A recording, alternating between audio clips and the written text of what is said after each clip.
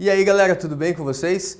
Nós já tivemos uma aula aí de sistema nervoso e sensorial em relação a esse capítulo e hoje nossa segunda aula nós vamos abordar nessa aula o sistema nervoso humano central, né? Na primeira aula foi uma fisiologia comparada em relação a outros grupos animais, nessa aula falamos do sistema nervoso central humano, beleza? Então vamos lá. Quando a gente fala de sistema nervoso central, ou sistema nervoso humano, né? Importante a gente começar a falar um pouquinho como que o tecido é organizado, né? Porque aqui nós temos uma célula que é bem peculiar, é bem interessante, que é o neurônio, né? Você nasceu, por exemplo, com uma quantidade, né? Você tinha lá em torno de 86, ó, aqui, 86 mil, 86 milhões, 86 bilhões de neurônios, né? Então, neurônios, essa quantidade aqui, 86 bilhões aí de neurônios. E são células nervosas, né? É uma célula que ela tem um formato bem interessante. Essa é uma imagem microscópica real de um neurônio para vocês. Então aqui você está vendo, por exemplo, né, o que nós chamamos de corpo celular. Daí ele tem, né, ramificações aqui que nós chamamos de dendritos. E ele tem aqui o axônio, que é um longo prolongamento. Mais ou menos assim, ó, galera. Como se a palma da minha mão aqui fosse o corpo celular, onde fica o núcleo, certo? Os meus dedos aqui são os dendritos. E aí vem o quê? Vem o axônio, que termina aqui na axila, né? Então não tem como errar, ó. Dendritos são os dedos, né? Dendritos são os dedos. A palma da minha mão aqui está associada ao corpo celular, onde fica o núcleo, certo? E aí vem o axônio. E aí, como que um neurônio conversa com outro neurônio? Como que ele se comunica? Vem outro dendrito que vai encostar aqui no axônio, não vai, na verdade, encostar, eles chegam muito próximo, né? Não tem esse encaixe, eles não se encostam, mas forma aqui uma região chamada sinapse, onde eles ficam muito próximo, né? Então o axônio de um neurônio, ele vai mandar ali informações para o dendrito de outro neurônio, e assim vai, esse impulso ele vai sendo transmitido de neurônio para neurônio. Nós temos células da glia, que são células que dão suporte ao neurônio. Veja, quando o Einstein morreu, tinha uma grande curiosidade, galera. As universidades, elas meio que, né, tinham uma curiosidade imensa de estudar, principalmente o cérebro do Einstein. Bom, um cara genial, deve ser legal você estudar. Quantos neurônios será que o Einstein tinha? E aí, pasmem, né, as universidades acabaram fatiando o cérebro do Einstein e estudando o cérebro dele, descobriram que na verdade ele tinha uma quantidade de neurônios até abaixo do normal. Mas como pode um camarada que tem uma quantidade de neurônios abaixo do normal ter uma genialidade como foi o caso dele?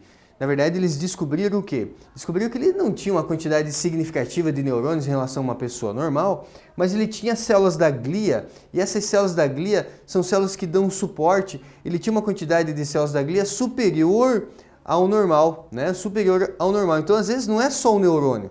Essas células da glia, gente, são células que dão suporte ao neurônio. Então, aqui você tem, por exemplo, né, os astrócitos, tem o oligodendrócito, certo? Que são células que vão dar suporte. O oligodendrócito forma a bainha de mielina, né? Os astrócitos estão relacionados à nutrição dos neurônios. E aqui nós temos, né, células que ainda auxiliam na defesa, né, do neurônio. Então, células que vão dar suporte. Beleza, gente? Muito interessante isso aí. Então, nós temos aqui o corpo celular, temos aqui os dendritos, né? E aqui o axônio formando ali o neurônio. Beleza? Um neurônio, então, ele não se encosta com outro neurônio. É sempre o axônio, né? A terminação do axônio de um neurônio em relação aos dendritos de outro neurônio. E é sempre nesse sentido, né? Quando você fala do impulso nervoso, você tem aqui, né? Vamos colocar assim, ó, o impulso nervoso. O impulso nervoso ele vai percorrer sempre um sentido. Que sentido é esse? Ele primeiro chega no dendrito, depois ele vai, né, para o corpo celular, aqui, vou abreviar como CC, corpo celular, e depois ele vai para o axônio. Então o impulso nervoso ele sempre vai nesse sentido, tá?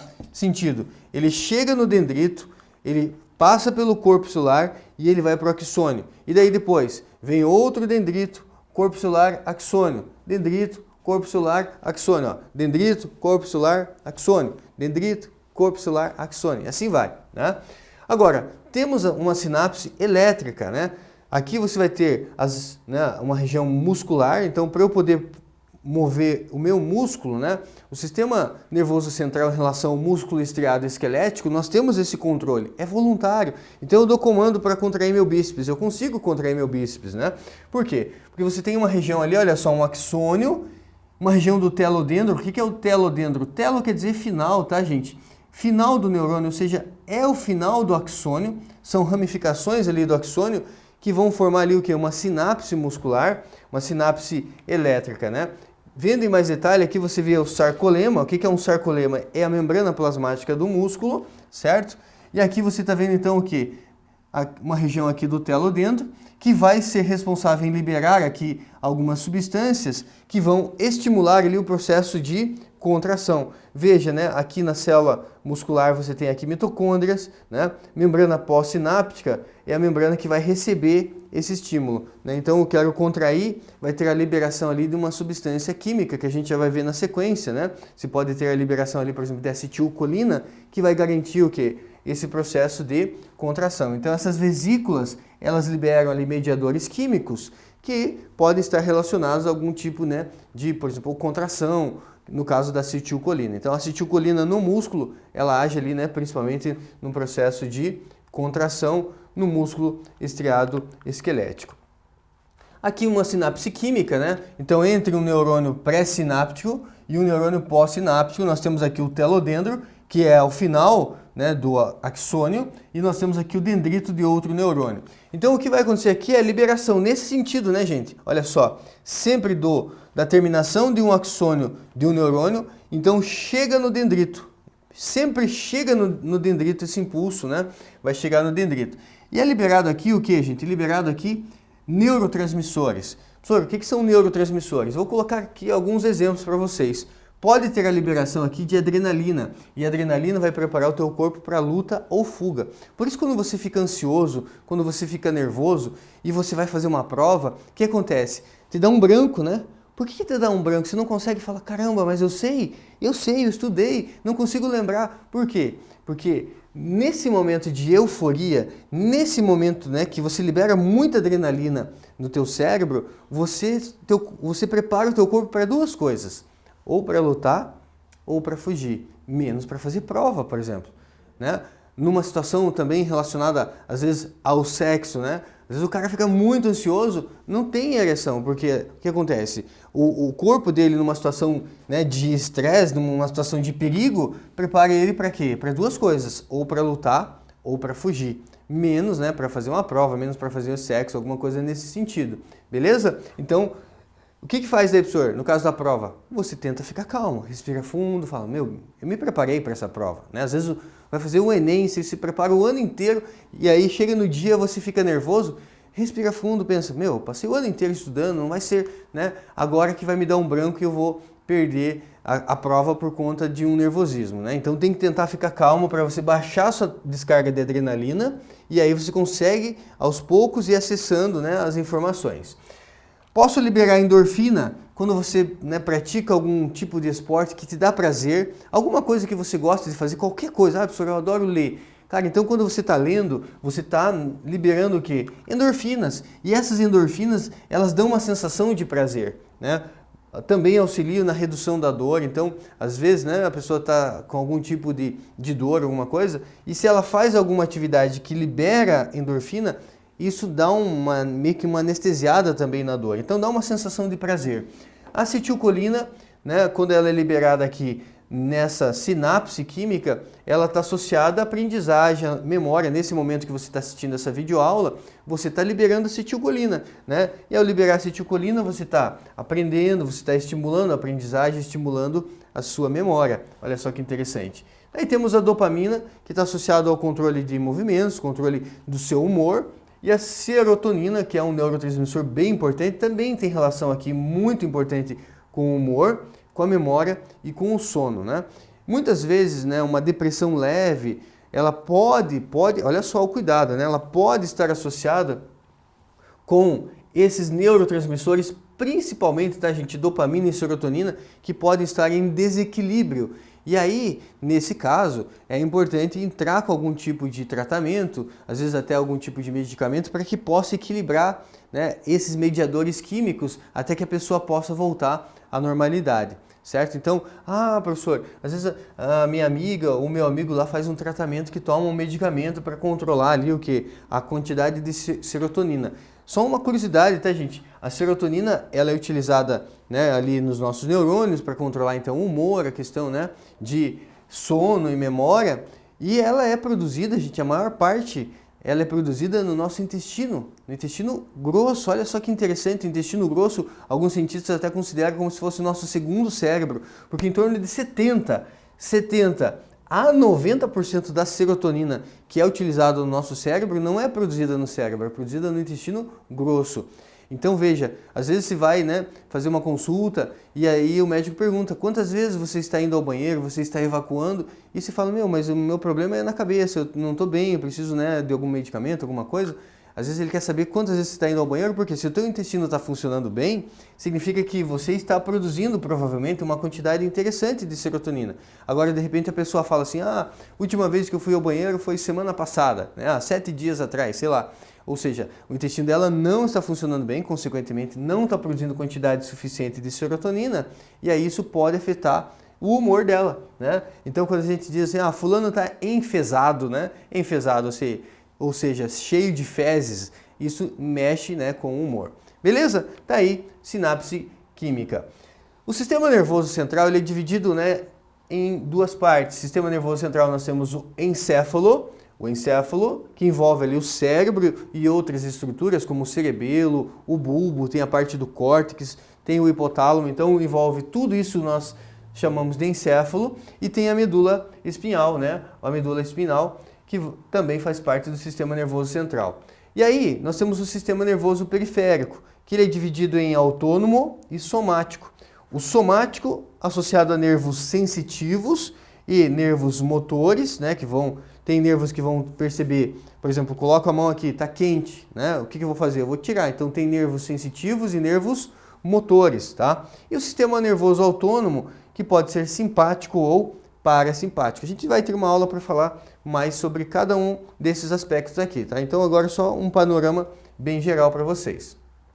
O sistema nervoso periférico do tipo somático, ele está relacionado à transmissão de impulsos nervosos, né, do corpo para o sistema nervoso central. Enquanto que o autônomo, ele controla ali músculos lisos, por exemplo, o peristaltismo relacionado, né, ao sistema digestório, as vísceras de modo geral, então uma contração uterina envolve, né, o sistema nervoso periférico aqui, é autônomo. Beleza?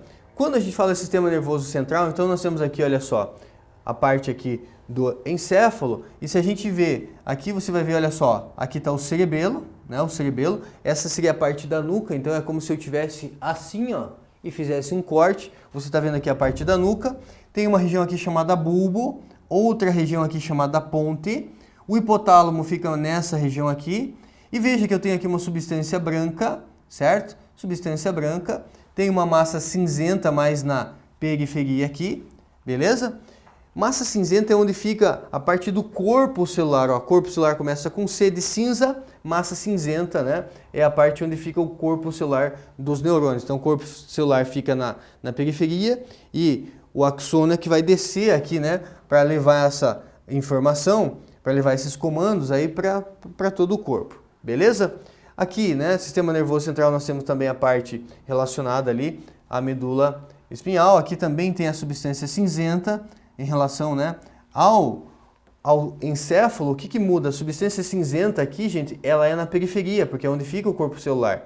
Agora, lá na medula espinhal, vai inverter. A substância cinzenta, ela vai ficar, né, invertido em relação a posição dos axônios. Por quê? Porque a substância cinzenta ela vai ficar no centro, para que esses axônios possam levar comando para a periferia. Então, no encéfalo, substância cinzenta fica na periferia, na medula espinhal, substância cinzenta, ela vai ficar ali no centro, tá? A gente já vê isso em mais detalhes mais adiante. Aqui, né, você tem lá desde o couro cabeludo, o periósteo, que é uma camada de tecido conjuntivo que reveste aqui o osso, Aí você tem aqui o que nós chamamos de meninges, né? Tem a dura mater, aracnoide e a pia mater. Então, são as 3 meninges, elas têm uma função protetora, cada uma delas tem uma função, né? A dura mater é dura mater dura mesmo, né? Então tem uma função mais protetora. A aracnoide, ela é aracnoide porque, né? É aqui que nós encontramos, por exemplo, o líquido cefalorraquidiano, certo? E temos a pia mater, que é a parte vascularizada, que já está ali, né, com uma intimidade maior em relação à posição do cérebro. Beleza? Você vê também essas meninges, né, lá na medula espinhal. Então você tem aqui, ó, a pia mater, a mais íntima, a aracnoide. Aracnoide porque quando você vê ela ao microscópio, ela forma tipo de uma teia, né, de aranha, e é ali que passa o líquido cefalorraquidiano. E temos aqui a dura mater, que já está mais em contato ali com o osso. Dura mater porque das 3 é a mais dura, tem uma função protetora das demais meninges. Com relação ao encéfalo, gente, essa parte aqui é bem importante, né? Nós temos lá o cérebro. Para que serve o cérebro, professor? Controle das emoções, controla teu raciocínio, o controle aí da inteligência, centro da inteligência, né? Centro da memória. Aí tem o hipotálamo. O hipotálamo controla o quê? O hipotálamo regula a sua temperatura, ele regula também o quê? Ele tem uma capacidade ali, né, de produzir um hormônio chamado o ADH, que é o hormônio antidiurético, que está relacionado ao controle hídrico, o equilíbrio hídrico. Então ele tem aqui, por exemplo, estruturas sensoriais que estão relacionadas à percepção, por exemplo, da sede. Então, controle do apetite, relacionado aqui à sede também, né? Então, quando você sente, estou com sede, preciso beber água, é uma região do seu hipotálamo que tem essa percepção em relação, né, a esse controle, esse equilíbrio hídrico, certo? Aí temos o cerebelo, né? Então, se eu estiver olhando para lá, o meu cerebelo está aqui bem perto da nuca, que é um pequeno cérebro, entre aspas, né, que está relacionado à coordenação motora e equilíbrio. Então, sem andar de bicicleta, agradeça o teu cerebelo, né? Consigo me equilibrar uma corda bamba, agradeça o teu cerebelo. Ele é o teu centro de equilíbrio. E aí tem uma região aqui chamada bulbo, posso também chamar de medula oblonga, que controla a sua respiração. Veja, a sua respiração, se você esquecer de respirar, você não vai parar de respirar. Por quê? Porque essa parte aqui chamada bulbo, ela tem um centro respiratório que controla a sua respiração. Eu até posso começar a controlar a minha respiração aqui, mas se eu esquecer de respirar, o que acontece? Essa região continua, né, controlando a respiração. E a mesma coisa a circulação. A circulação, né, do sangue pelo nosso corpo tem um controle. Eu não estou preocupado agora, peraí, deixa eu fazer o sangue circular pelo meu corpo. Então existe uma região do nosso encéfalo chamado bulbo, medula oblonga, que tem ali um centro respiratório que controla a nossa respiração e tem, né, o controle também da circulação. Isso aqui, gente, né, é o slide mais importante dessa aula, é saber as regiões em relação ao encéfalo e cada uma das suas funções, beleza? Temos uma situação bem interessante, né? Às vezes você vai no médico e ele manda você sentar lá na maca e ele pega aquele martelinho e bate aqui no teu joelho e você acaba involuntariamente, né, você pega e chuta. O que ele faz? Ele vem lá com o martelinho, ó, e você chuta. Nesse momento ele aciona ali um neurônio chamado neurônio sensitivo ou aferente. Esse neurônio sensitivo, né, como um sensor, ele vai captar esse impulso, vai mandar até a sua medula espinhal. E aí lá na medula o que acontece? Lá na medula tem um neurônio associativo. Esse neurônio associativo, ele vai receber esse impulso, vai estimular aqui um neurônio motor agora. Esse neurônio motor, ele é chamado de neurônio eferente. É só você pensar, professor, qual que é o aferente, qual que é o eferente? O neurônio motor, ele é o eferente, pense assim, exit, de saída, é o que sai da medula, né? É o que sai da medula. Então, exit de saída, né? Ele sai levando o quê? Levando, então, informações para que você possa, de repente, tomar ali o comando. Quando ele dá a marteladinha, e você pega e chuta, ou seja, nesse momento que chega a informação, você chuta, certo? Veja que aqui agora fica bem visível a substância cinzenta para vocês na medula. Ó. Substância cinzenta na medula, então, ela é central, é onde ficam os corpos celulares dos neurônios. Essa massa branca é onde ficam os axônios, né, que vão levar as informações ali para a periferia do corpo. Beleza? Então, isso é o que nós chamamos de arco reflexo. Quando o médico ele dá lá a marteladinha, ele está testando exatamente isso, né? Para ver como que está essa situação em relação ao teu arco reflexo. Né? Ele dá a marteladinha ali, a pessoa fica de boa. nada acontece, né? Tem algum problema relacionado a essa percepção nervosa. Beleza? Vamos adiante. Para fechar, temos aí um exercício bem legal, né? No que diz respeito às estruturas cerebrais e seus possíveis comprometimentos quando afetadas, relacione as colunas abaixo, numerando, né, essas colunas 1 e 2. Então eu tenho aqui o cerebelo, temos aqui o córtex, o bulbo e o hipotálamo. Então ele fala em relação, gente, à questão do controle da memória, né? Qual dessas estruturas aí controlam a memória? Cerebelo, equilíbrio, né? O bulbo está relacionado ao centro respiratório, controle da circulação. O hipotálamo, ele tem ali, né, um centro das emoções, também auxilia nas emoções. Mas quando ele fala memória, é principalmente ao córtex cerebral, né? Então fica lá com o número 2. Número 2, córtex cerebral, principalmente associado à nossa memória, né? A inteligência, a memória fica ali pelo córtex. Equilíbrio, aí não tem erro, né? Equilíbrio é o cerebelo, controle do equilíbrio. Emoções vai ter o hipotálamo, então o hipotálamo, controle das emoções, também controle em relação à sede, né, o equilíbrio hídrico do corpo, o hipotálamo faz também esse controle, e a respiração então fica pelo bulbo, o centro respiratório fica no bulbo, então nós temos aqui a alternativa correta, letra A. Legal, gente? Então, eu acabei resolvendo o exercício do que eu considero mais importante dessa aula, que é você saber as partes do encéfalo em relação às suas funções. E isso costuma aparecer bastante aí nos exercícios. Beleza? Um grande abraço e até a nossa próxima aula aí de sistema nervoso. Tchau, gente!